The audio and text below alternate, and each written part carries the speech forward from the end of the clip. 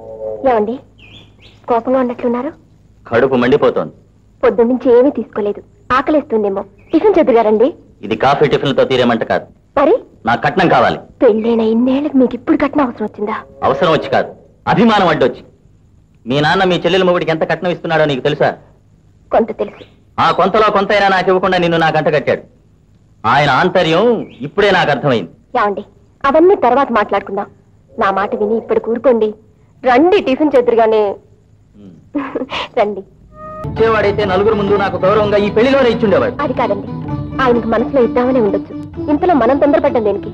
అంత తొందర లేదనివి ఆయన ఇచ్చినప్పుడే తీసుకుని నిదానంగా కాపురానికి రా. ఏమండి ఏమండి ఆగండి. ఏమండి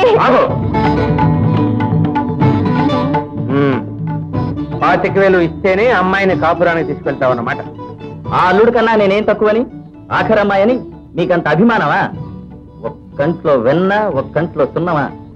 2 కళ్ళల్లోనూ వెన్ననే కోరుకున్నాను, కానీ ఒక కంట్లో సున్నాన్ని తెచ్చి పెట్టుకున్నాను. అంటే తొందరపడి నువ్వు నోరు పారేసుకోకుండా ఉండి ఉంటే ఆ 25,000 నేనే ఇచ్చుండేవాడి. డబ్బిస్తేనే కాని మా అమ్మాయిని కాపురానికి తీసుకువెళ్ళను అని నువ్వుంటున్నావు గనక మా అమ్మాయిని కాపురానికి తీసుకువెళితేనే డబ్బిస్తాను నేను అంటున్నాను. సరే, మీరు ఆ 25,000 ఇచ్చినాడే మీ అమ్మాయిని మా ఇంట్లో అడుగు పెట్టనిస్తాను. వస్తాను. మంచి వెళ్ళండి.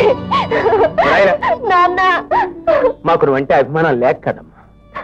పెళ్ళయ్యి 10 ఏళ్లు కాపురం చేశామని ఇంగితమన్నా లేకుండా ఉన్నట్టుండి ఇప్పుడు డబ్బిస్తేనే కానీ నేను కాపురాన్ని తీసుకువెళ్ళను అని అతను అంటుంటే నాకే సిగ్గుగా ఉంది. తలుచుకుంటేనే అసహ్యం వేస్తాను. నువ్వేం బాధపడకమ్మా, నేను ఎలా తీసుకెళ్ళో నేను చూస్తాను. ఏమండి ఆడపిల్లని కన్నవాళ్ళు మీరు ఆవేశాలకు పోయి దాని కాపురం. నాకు తెలుసులే, ఆడపిల్లల కన్నంత మాత్రాన నేనేమన్నా బొంగాలని అనుకున్నాడా తనకు తాడు నేను ఆడించడానికి? వాడి ఆటలే నా దగ్గర సాగనివ్వను. నోరు ముసుకుని దాన్ని తీసుకుని లోపల పదా. కట్నాలు కట్నాలు కట్నాలు పుచ్చుకునే వాళ్ళకి లేకపోతే ఇచ్చే వాళ్ళకైనా ఉంటుందా బుద్ధి? అమ్మగారు, మీరు అయ్యగారిని కట్నం ఇచ్చి కొనుక్కున్నారా అండి?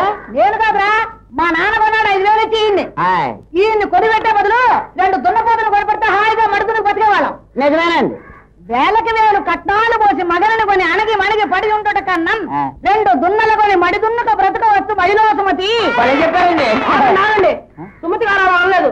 ఒరే పంది అనలేదు, నిజమే. మా ప్రచారం కోసం నీలాంటి వాళ్ళకి బుద్ధి రావడం కోసం మా ఇష్టం వచ్చాడు మేమే మార్చుకోమే. వీల్లేదు, అలా మార్చడానికి వీల్లేదు. పంచాంగం ఒప్పుకోదు. శ్రీరామచంద్రుడికి సీతాదేవి తండ్రి కట్నం ఇచ్చినట్టు భారతంలో స్పష్టంగా రాసింది. ఒరే పంది, నా చేతులు ఉండాల్సిందిరా స్పష్టంగా నీ వీటిలో ధనాదా పడాలని.